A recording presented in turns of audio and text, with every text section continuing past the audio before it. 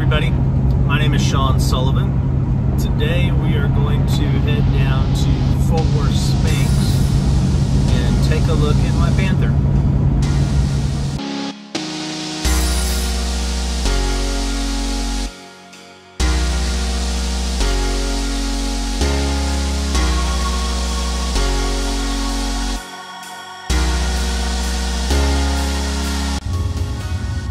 Well, we are here at Fort Worth Spanx and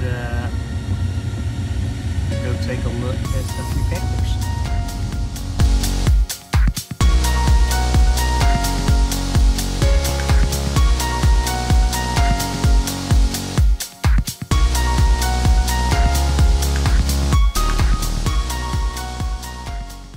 This is my Panther, serial number 48. In number November 485 Papa Alpha, and the 11th Panther to fly.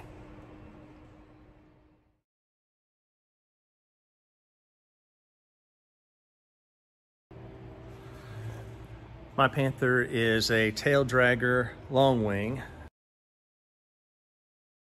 with the engine choice of the Lycoming 0235.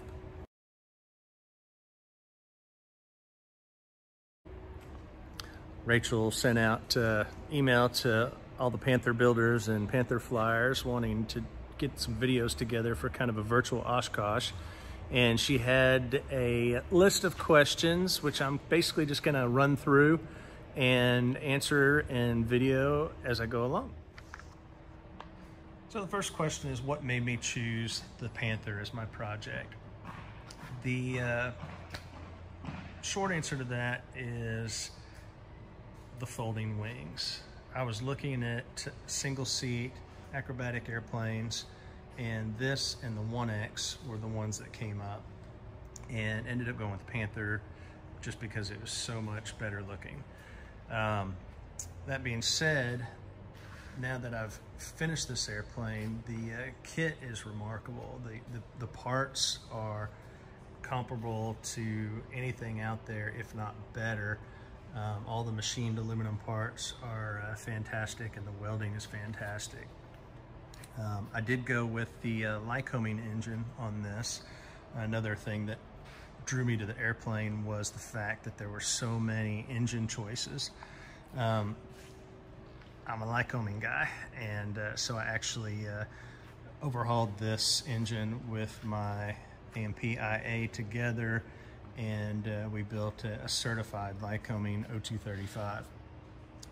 As far as avionics and things like that, I went with MGL. I have a couple of things in here that are a little more fashion forward, I guess you'd say. I've got the EarthX battery and also the vertical power ECB. In addition to the VPX underneath, I have a Sandia transponder, and the blank space next to it is where my NavWorks ADS-B was, which is now being switched over to the UAT Echo Uvonix, I believe it is. MGL radio.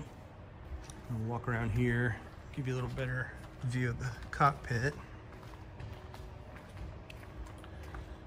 So I've got the MGL iEthos, and did some kind of graphical rocker switches and a carbon fiber wrap on my panel.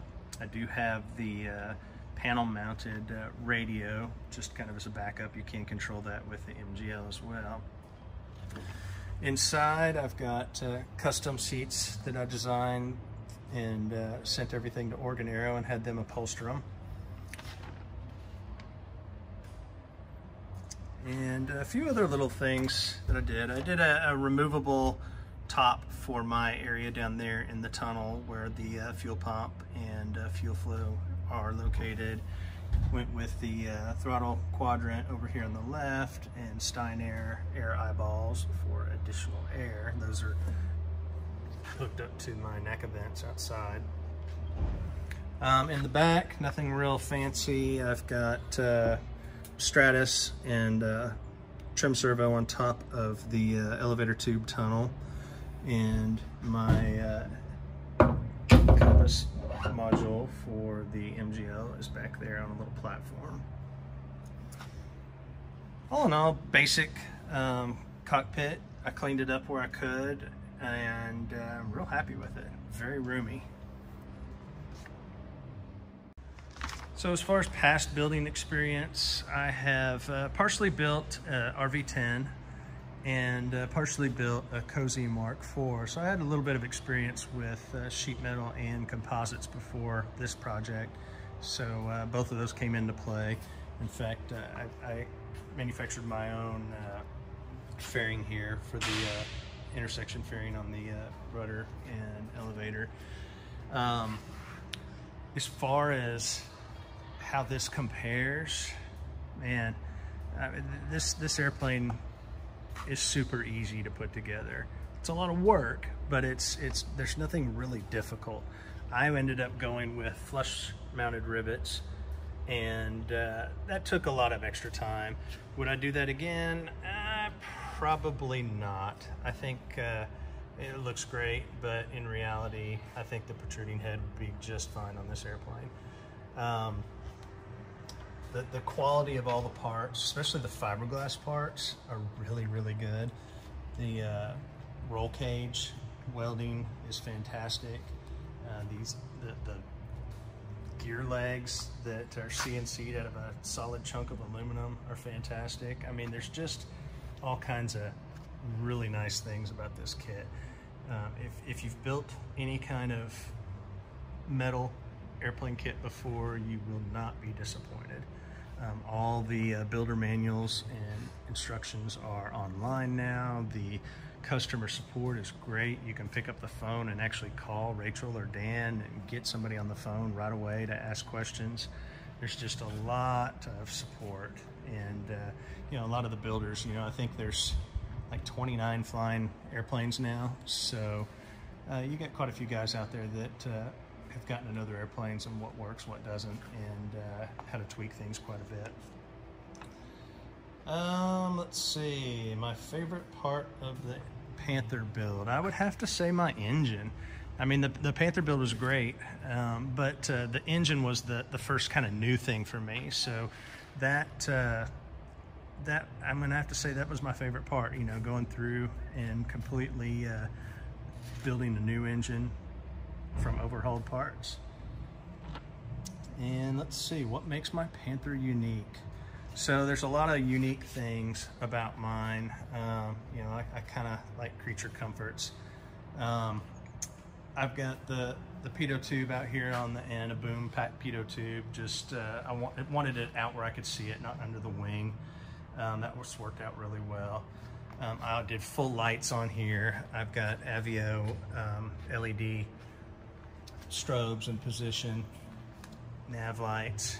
I've got in the leading edge, I retrofitted a ductworks kit and I've got landing lights, wigwags on each wing. Over here, as far as air goes, I have a little, I don't even know what you call it, a little vent that opens up. Let's see if I can do this here. There you go. So it brings air on your feet, and then like I showed you earlier, I've got my NACA vent that goes to my eyeball vents on the panel, so plenty of air in there. One night I was goofing around. This is all just black primer, and I haven't painted it yet, and decided to take a stab at doing some teeth on here, and it actually turned out so well that I haven't painted this thing yet, so it would probably be looking like this for a while just because I like it. Let's see, what else have I got on here that's kind of unique? The interior, like I said, I've got the cushions that I did. Pull it back over here. So the Organero cushions. And then I made this little cover for the spar. So those are just, it's a single piece of aluminum with some wing walk on top of it. And it's actually Velcroed on there just to keep things from getting in there. It also gives you a good place to put your foot when you're getting in.